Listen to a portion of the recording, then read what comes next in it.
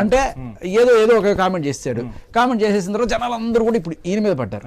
ఇక్కడ మన పాయింట్ ఏంటి, కలాటి కళ్యాణ్ గారైనా సరే ఎవరైనా సరే మన ధర్మాన్ని మనం రక్షించుకోవాలి. అన్ఫార్చునేట్లీ మన చట్టాలు మన ధర్మాన్ని రక్షించే రకంగా తయారు చేయబడలా. బ్రిటిష్ వాళ్ళ దగ్గర నుంచి మనం అప్పు తెచ్చుకున్న రాజ్యాంగం లేకపోతే వాళ్ళని ఇన్స్పైర్ చేసుకొచ్చుకున్న రాజ్యాంగం వల్ల ఏమవుతుందంటే ఇట్స్ బికమ్ ఒక ఫ్రీ కంట్రీ. ఎవరైనా సరే ఏమైనా మాట్లాడచ్చు, ఎవరినైనా దూషించవచ్చు, చాలా ఈజీగా గెటవే అయిపోవచ్చు అనే దాంట్లో.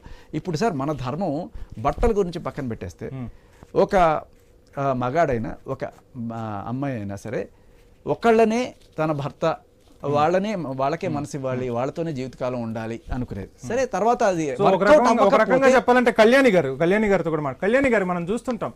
సో హిందూ జీవితం కానివ్వండి, ఏదైనా సరే భారతదేశంలో జరిగే పెళ్లిళ్ళలో ఒక వైవాహికంగా సంబంధించి ఒక కార్యక్రమం ఉంటుంది, శాస్త్రోక్తంగా జరుగుతూ ఉంటుంది, ప్రతిదానికి ఒక అర్థం పరమార్థం ఉంటుంది.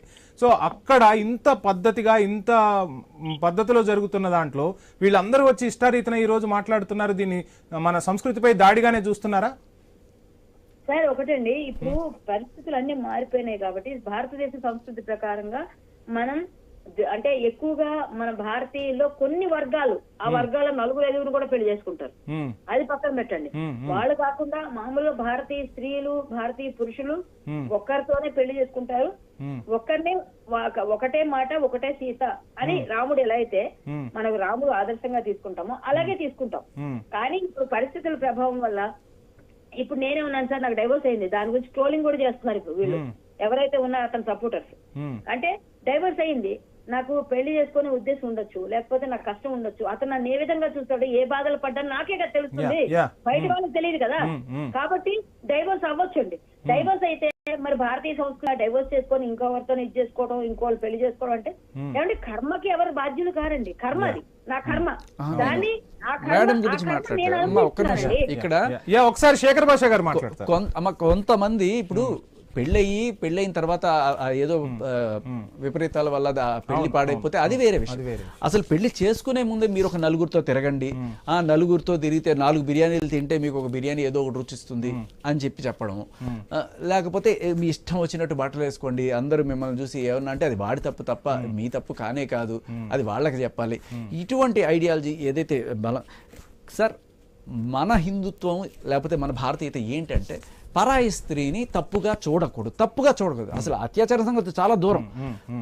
నీ భార్యని నీ గర్ల్ ఫ్రెండో నీ భార్యో నువ్వు ప్రేమించిన అమ్మాయో వాళ్ళని తప్ప వేరే స్త్రీని నువ్వు తప్పుడు ఉద్దేశంతో చూడకూడదు. అలాగే వాళ్ళు కూడా ఒక వేరే మగాడిని తప్పుడు ఉద్దేశంతో చూడకూడదు. వేరే మగాడికి నీ మీద తప్పుడు ఉద్దేశం కలిగేట్టు ఇంటెన్షనల్గా ఇదిగో ఇప్పుడు నేను ఇట్లా వేసుకుంటే వాళ్ళందరూ నన్ను చూసి వాళ్ళ పెళ్ళాన్ని వదిలేసి నన్నే తలుచుకుంటే నా వెంబడే తిరుగుతారు. మనం చూస్తుంటాం చాలా. అప్పుడు ఆ చింతామణి సుబ్బిశెట్టి దగ్గర నుంచి వీడు సంసారం చేసుకుంటుంటాడు, వాడు ఎక్కడో ఈవిని చూసిన తర్వాత ఈవిడ ఏదో రకంగా వాడికి ఎరేసి వాడిని ఇది చేసుకుంటాడు. నీ బట్టలు నీ ఇష్టం, కానీ ఒక ఇంటెన్షన్తో, ఒక బ్యాడ్ ఇంటెన్షన్ తోటి నువ్వు అవతల వాళ్ళని నీ కామపు వలలో చిక్కుకునేట్టు చేసి దాని నుంచి డబ్బులు సంపాదించుకోవడం అనేది చాలా నీచమైన పని. సో దీన్ని మనం అడ్డుకట్ట వేయడానికి గట్టి పద్ధతులు కావాలి.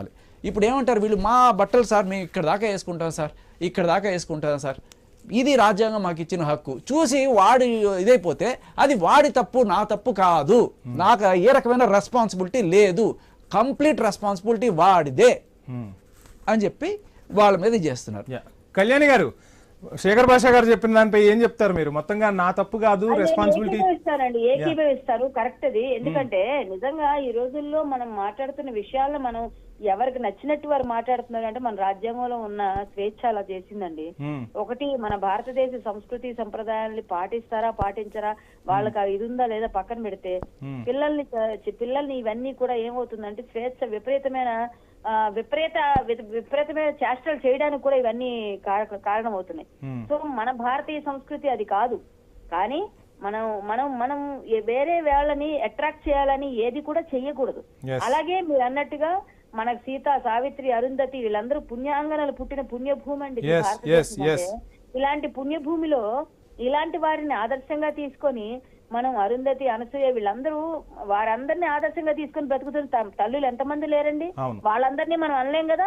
వాళ్ళందరినీ అనేటట్టు అయిపోతుంది కదండి వేరే వాడు ఎవరు ఏదో మాట్లాడితే మరి మామూలు స్త్రీలు అంటే. కాబట్టి వాళ్ళందరినీ మనం మనం గౌరవించుకోవాలి. మన భారతదేశమే స్త్రీని గౌరవించే దేశం.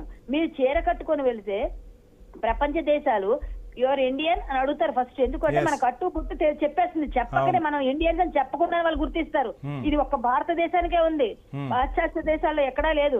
సో ఆ సంస్కృతి సంప్రదాయం సనాతన ధర్మానికి పట్టుకొమ్మ లాంటి ఈ నేలని మీరందరూ ఏమేమి చేస్తున్నారా వెధవల్లారా అని తిట్టాలంటే భయంకరంగా నాకు అసలు వాడికి కనిపిస్తే ఏం చేద్దాం అన్నట్టుంది. అందుకని ఇలాంటి వాళ్ళు ఆయనకి మద్దతు పలికే వాళ్ళు కూడా ఉన్నారు కదా ఇప్పుడు డ్రెస్సింగ్ విషయంలో. మద్దతు పలుకుతూ ఎవరెవరో అంటే కొంతమంది బ్లూ బ్యాచ్ ఉంటారు వాళ్ళు, అలాగే లెఫ్టిస్టులు చాలా మంది నన్ను, రాధా మనోహర్ స్వామిని, మాధవీలత, మౌనిక సింగ్ నలుగురిని ట్రోల్ చేస్తున్నారు ఇప్పుడు ఫోటోలు పెట్టి. అంటే మాకు ఎక్కడెక్కడ ట్రిగ్గర్ అవుతాం అంటే వీళ్ళు డైవర్ట్ చేద్దామని చూస్తున్నారు. నేను ఎవరు ఎంత డైవర్ట్ చేసినా టాపిక్ నేను డైవర్ట్ అవ్వను. నా వేషం ఇండియాకి రావడమే నా పని. నా మీద ఎన్ని అబండాలు వేసినా, ఎన్ని మాట్లాడినా, నేను ఎన్ని మాట్లాడినా కూడా నేను తీసుకుంటాను. నన్ను కొట్టినా